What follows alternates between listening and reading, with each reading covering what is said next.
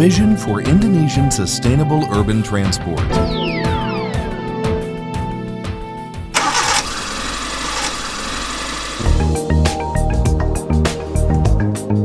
Jakarta. With near gridlock traffic, the severely endangered public health, and a paralyzed economy,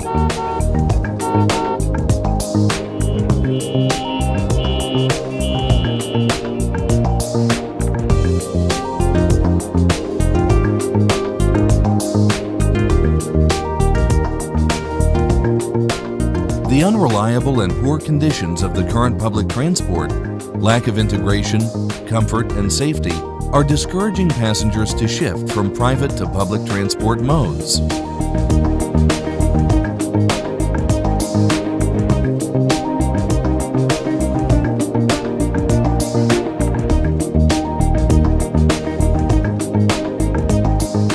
Let us think.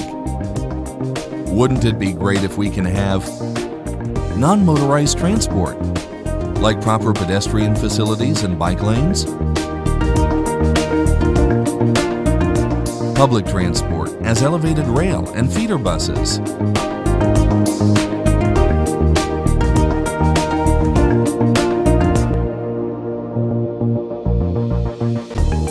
Green open space to meet and chat, to sit and play, to communicate and walk,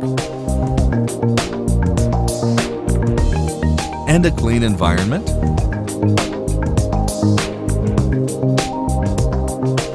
We need to stop private vehicles entering the city.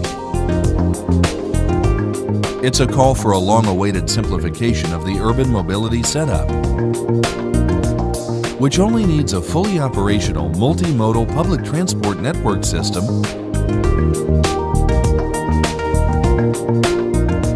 plus the supporting facilities for non-motorized mobility, such as walking and bicycle riding. Defined city limits prevent from urban sprawl beyond the boundaries, where the sharp city edge immediately opens to greenbelts.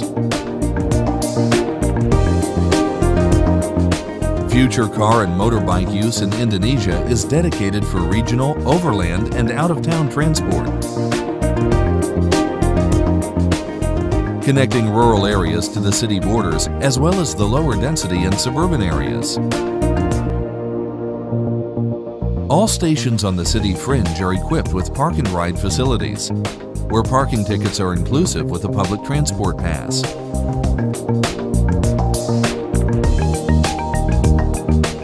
Walking as the fundamental way of urban mobility is given priority by extensive facilities, which become most elaborated for seamless access to feeder buses, BRT, and MRT stations.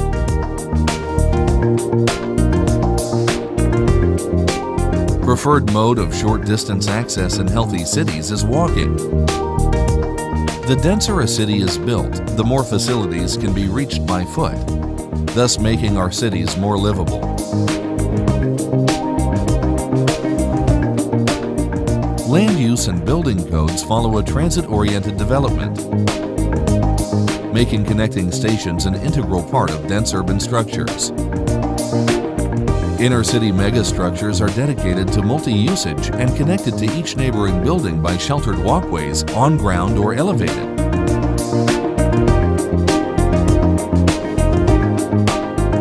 Providing semi-public space within and around these structures where public transport modes get directly connected to. With an extensive network of the bus rapid transit system in bigger cities combined with elevated rail networks and an easy access for walking or biking to the station, the major demand for mobility can get covered.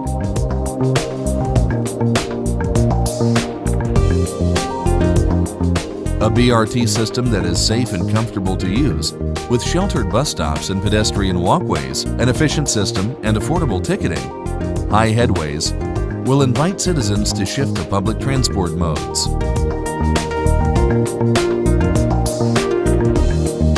Smaller-scale feeder buses, regulated angkots, pedicabs, and electric taxis complement the seamless connections within this hierarchy of urban public transport.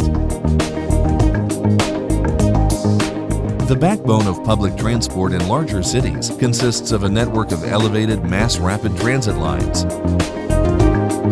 Exclusively dedicated bus rapid transit lines complement and support this citywide network, where stations are no further than 1 kilometer from any location within the inner city.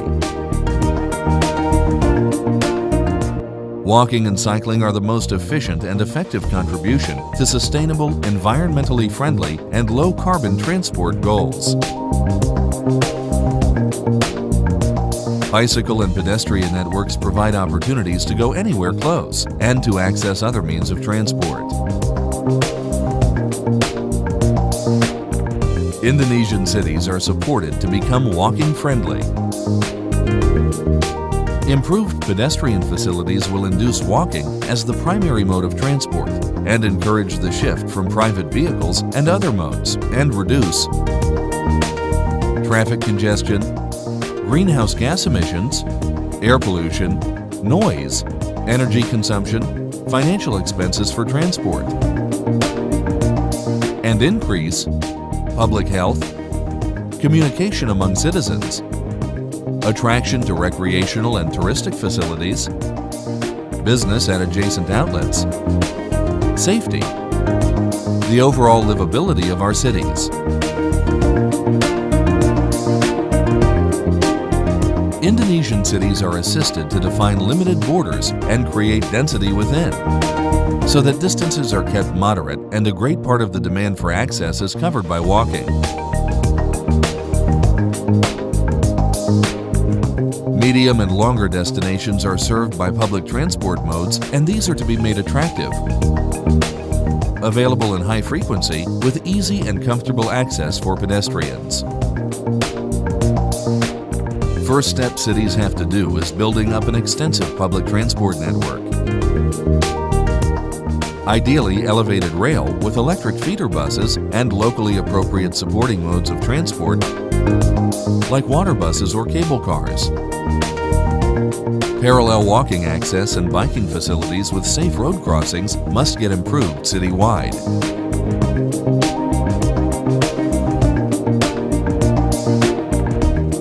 Then the use of private cars and motorbikes must be gradually reduced by means of transport demand management, like off-street parking, increased time-based parking fees, congestion and inner-city zone charging, increased taxes on car sales and registration, on fuel and traffic violations.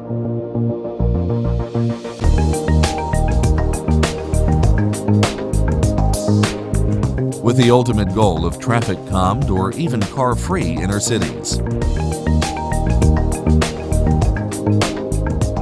Public space in inner cities is returned to the citizens, who are all pedestrians in the first place. Together we can bring the smiles back into their lives.